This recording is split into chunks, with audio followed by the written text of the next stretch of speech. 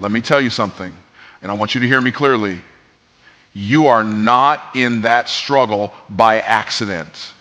That opposition, that frustration, that feeling like something's got to give, that's not punishment, that's preparation. See, when God is getting ready to take you into something major, I'm talking about a breakthrough so big, it will not only bless you, it'll bless generations that come after you. He doesn't start by showing you the promise. He starts by shaping your character. The first sign that God is preparing you for a breakthrough is pressure. Pressure is preparation, not punishment. This truth often gets overlooked because in the middle of life's crushing moments, it's easy to misinterpret what's happening to us. When the weight feels unbearable, when challenges keep stacking up, when nothing seems to be working out the way we plan, our first instinct is to question, to complain, and sometimes even to doubt God. But what we fail to see is that pressure is one of God's most powerful tools for transformation. It's the process he uses not to destroy us, but to develop us. Imagine this. No one looks at a lump of coal and sees a diamond. But under intense pressure and over time, that coal is transformed into one of the most valuable materials on earth. That transformation doesn't happen overnight. It doesn't happen without heat. It doesn't happen without stress. The same thing applies to you. You're not being crushed because you're weak. You're being pressed because there's greatness inside you that only pressure can bring out. Pressure comes in many forms. It might show up as financial hardship, strained relationships, or the overwhelming demands of trying to balance your personal dreams with your daily responsibilities.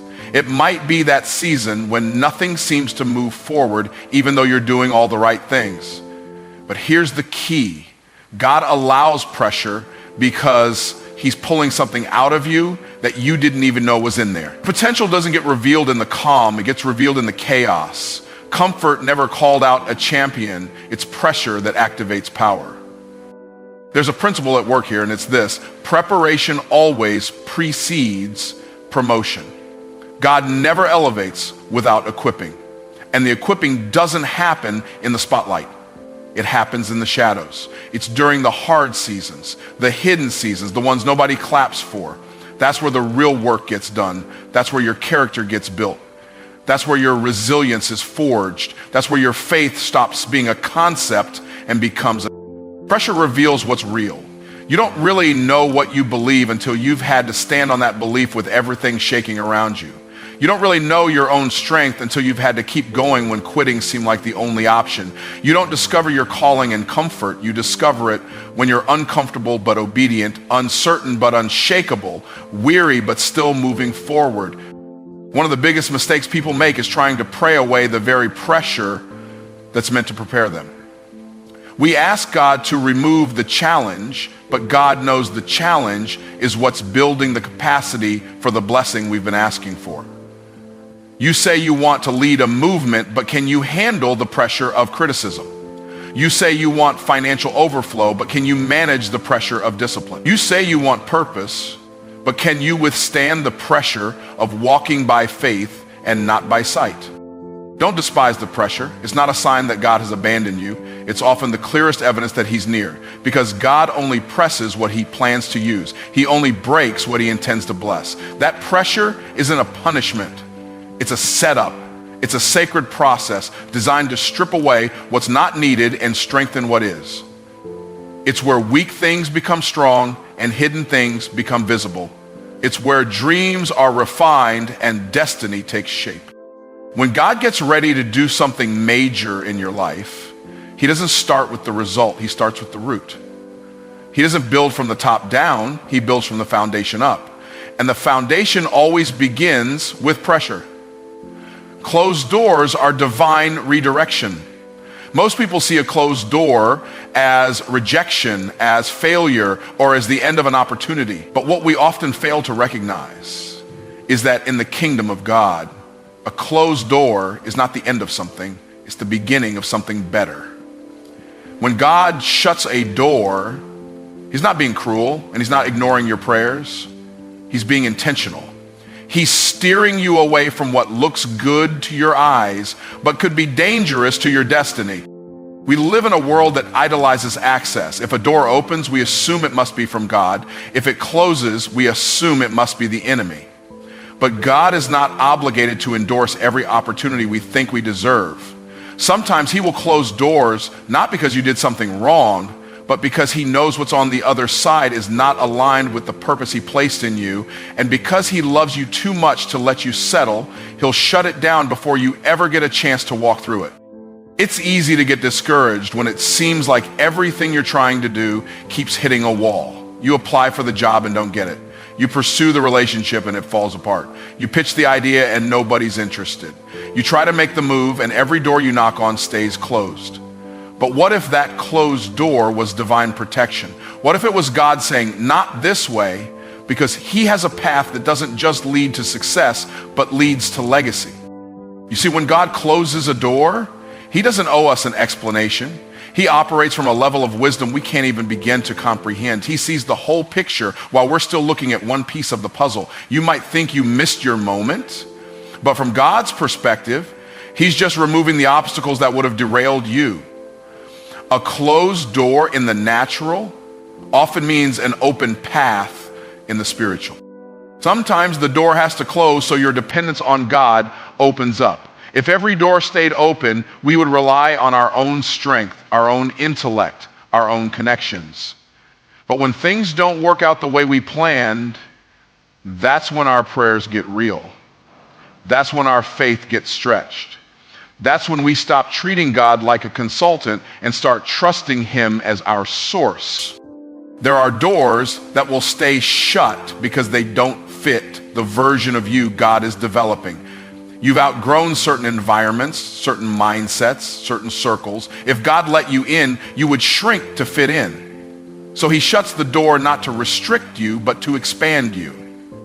Closed doors create the space for growth. They force you to ask better questions. They push you to think higher, move different, and listen more carefully to his voice. A closed door can be a catalyst for creativity. It can trigger innovation. When plan A gets blocked, you start seeing possibilities you never considered. Some of the greatest breakthroughs don't come when everything is working. They come when nothing is working, and you're forced to think beyond your comfort zone. God's redirection is often the birthplace of your next level. And here's the truth. If it was your door, it would have opened. If it was your season, it would have unfolded. God is too strategic to let something pass you by that was truly meant for you. So when you find yourself standing in front of a closed door, don't panic and don't push. Don't try to force your way in. Instead, pause and recognize that this might be the very evidence that God is guiding your steps, not just granting your wishes. Faith requires irrational, not convenient obedience, not logical obedience, not delayed obedience, irrational obedience. The kind that doesn't make sense to your mind, but makes perfect sense in the spirit. The kind where God tells you to move before you see the way. The kind where he tells you to sow before you reap. The kind where he asks for trust before he gives details. That's the kind of obedience that unlocks supernatural breakthroughs. God doesn't operate on human logic. If he did, he wouldn't be God. What he asks you to do will often defy your understanding because his thoughts are higher than your thoughts and his ways are higher than your ways. We like to obey when it's comfortable, when it fits the budget, when it lines up with our schedule, when it confirms what we already believe. But faith doesn't grow in comfort, it grows in contradiction. It grows in the tension between what he said and what you see. And the bridge between the promise and the manifestation is obedience that doesn't make sense. Think about every major move of God in Scripture. He told Noah to build a boat when there was no rain. He told Abraham to leave everything familiar without telling him where he was going. He told Joshua to march around Jericho instead of attacking it. He told Peter to cast his net on the other side after catching nothing all night. None of these instructions were logical. None of them made sense to the people receiving them, but every one of them produced power because the obedience was rooted in faith, not reason. We want to see before we believe, but God says believe and then you'll see. That's irrational obedience. That's when you give before you get. That's when you praise before the breakthrough. That's when you apply again after being rejected. That's when you stay planted when everything in you wants to run. God uses irrational instructions to reveal who really trusts him. Obedience is the proof of faith. Not feelings, not words, obedience. Sometimes the instruction will stretch you so far outside your comfort zone that you question whether you even heard God right. That's because he's not trying to accommodate your convenience. He's developing your capacity. Obedience expands your spiritual muscle. It trains your spirit to listen above the noise, to trust beyond the logic, to walk when there's no path. The more you obey without understanding, the more your understanding begins to align with his wisdom. Obedience doesn't always lead to immediate reward. Sometimes it leads to testing. God told Abraham to sacrifice Isaac, the very son he waited years to receive. That wasn't a test of cruelty. It was a test of priority. It was a test of trust. Would Abraham obey even when the command clashed with the promise? That's irrational obedience. And because he obeyed, God provided the ram and the promise was preserved. God will test your obedience before he releases the overflow, because he needs to know the blessing won't replace the blesser in your heart. Irrational obedience will make you look foolish to people who walk by sight. They'll question your decisions. They'll say you're being unrealistic. But what they call unrealistic, God calls faith. And faith will always challenge your pride, your plans, and your preferences. It will ask for things that don't add up. It will stretch you to let go of certainty and cling to the word of the Lord. And when you obey in the face of uncertainty, you make room for God to move in a way that's bigger than your logic and greater than your plan. Isolation precedes elevation. When God is about to do something significant in your life, one of the first things he often does is pull you away from the crowd. Not because he's punishing you, but because he's preparing you. There are seasons where God has to separate you so he can speak to you. He can't elevate what's still entangled. He can't promote what's still distracted. He can't reveal destiny to a heart that's too busy managing popularity. Isolation is where clarity is born. It's in the quiet spaces, the lonely seasons, the uncomfortable in-betweens, that God begins to strip away what's unnecessary and refine what's essential. It's where your ears get tuned to his voice. It's where your spirit gets recalibrated to his will. When you're surrounded by opinions, it's easy to lose the sound of instruction. But when you're alone with God, the volume of purpose gets louder. He speaks in the stillness, but we miss it when we're constantly surrounded by noise. Sometimes isolation feels like abandonment, but it's actually alignment. God is aligning your mind, your heart, and your habits with the next version of you, the version that's required for the assignment ahead. Elevation always demands transformation, and transformation often happens in solitude. Before God takes you to the platform, he'll take you through the process. Before he hands you the microphone, he'll train you in the wilderness. The wilderness isn't a punishment. It's a classroom. It's where your faith is matured, your character is tested, and your identity is affirmed. Jesus himself experienced isolation before elevation. Before he launched his public ministry, the Spirit led him into the wilderness. Not the devil, the Spirit. Because even Jesus had to endure solitude before stepping into significance. He fasted, he prayed, and he faced temptation. It was a season of intense testing and complete separation from the noise of the world. And it was necessary because the weight of his assignment required the strength of a consecrated life. The same is true for you. You say you want to be used by God in a mighty way, but can you handle being set apart? You say you want influence, but can you carry it without needing attention? Isolation exposes the parts of you that still crave validation. It reveals whether your faith is built on applause or on obedience. Elevation isn't just about being seen, it's about being ready. And readiness is forged in hidden places. God will pull you out of certain relationships, out of certain environments, even out of certain opportunities, not to reduce you, but to refine you.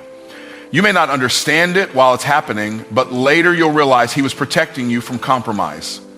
Some connections can't go where God is taking you. Some voices would have distracted you from your assignment. Some atmospheres would have polluted your anointing. So God isolates you to preserve what he's planted in you. There are revelations that only come in isolation. There are downloads that only fall in quiet places. There are visions that only unlock when the room is empty. You've been asking God to speak, but you're still surrounded by noise. Isolation is the invitation to intimacy. It's the space where surface living dies and deep roots are formed. It's where he prepares you in private for what he's about to do in public.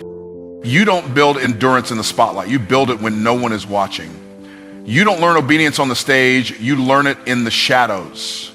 God uses isolation to stretch your trust, deepen your focus, and elevate your perspective. What looks like being set aside is actually being set apart.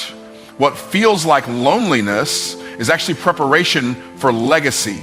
Spiritual shifts signal divine alignment. There are moments in your life when something within you begins to change. It's as though your entire being is realigning to something greater than you could ever imagine. You can feel it in your spirit. It's as if the atmosphere around you has shifted, and suddenly things that once felt ordinary now seem extraordinary. You may not see the full picture, but you sense that something significant is unfolding. These shifts, although subtle, are God's way of preparing you for a move that's about to take place in your life. When God begins to spiritually shift your life, he often starts by rearranging your inner world. He changes your desires, your priorities, your mindset, and your motivations. You might notice that the things you used to enjoy no longer satisfy you. The things you thought were important now seem trivial. What once brought you comfort now feels like stagnation. This internal shift is God's way of refining your character and aligning your heart with his purpose. It's as if he's saying, I'm pulling you out of your comfort zone because I've got something bigger for you. I need you to step into this next season fully equipped, and that means recalibrating the very core of who you are. These shifts often come when you least expect them, and they may feel uncomfortable at first. You may not fully understand why you're being led in a new direction, why relationships are changing, or why doors that used to be open are now closing. But in these moments, it's important to trust that God knows exactly what he's doing. He is not randomly shifting your circumstances. He's aligning everything to fit his divine plan. He's setting you up for the future he's already prepared for you. When God aligns you, he doesn't just move you physically, he moves you spiritually. It's like recalibrating a compass to ensure you're pointed in the right direction. Without this realignment, you might find yourself chasing things that lead to dead ends, pursuing dreams that aren't meant for you, or wasting time in seasons that were never intended for your growth. But once he shifts you, you'll find that doors start to open, opportunities begin to manifest, and the way ahead becomes clear. The path won't always be easy, but it will always be right. A spiritual shift can feel like a transition, a period of waiting, stretching, and growth. But it's during this time that God prepares you for greater things. You may feel as though you're being tested, stretched beyond what you think you can handle. You might wonder why things aren't happening the way you imagined they would. But remember, these shifts are not meant to break you. They are meant to mold you into the person capable of handling what's coming next. The capacity God is building in you now will enable you to carry the weight of the blessing he's about to give you. It's during these shifts that you experience growth that can't be measured by human standards, but only by divine standards. Spiritual shifts also bring clarity. When God realigns you, he removes confusion and replaces it with a clear sense of direction. You may begin to see your life's purpose in a new light. What once felt like a series of random events starts to make sense as you look back and see how everything was part of a larger plan. The more you surrender to God's realignment, the more you start to understand his voice. He no longer feels distant, but close. The more you yield to his shifts, the more you see his hand guiding every step you take. However, these shifts are not always immediate or painless. It can feel like being in a state of transition, moving from one season to another without fully understanding what lies ahead. But this is where faith comes in. Trusting that the shift is for your good, even when you can't see the full outcome, is key. Just because you don't have all the answers doesn't mean God isn't moving behind the scenes. The shift is often invisible to the naked eye, but in the spirit, the groundwork is being laid for something extraordinary. As you embrace these shifts, know that they are often the most important moments in your life. They are the divine realignments that position you to step into your destiny, to walk into new seasons, and to embrace the purpose you were always meant to fulfill.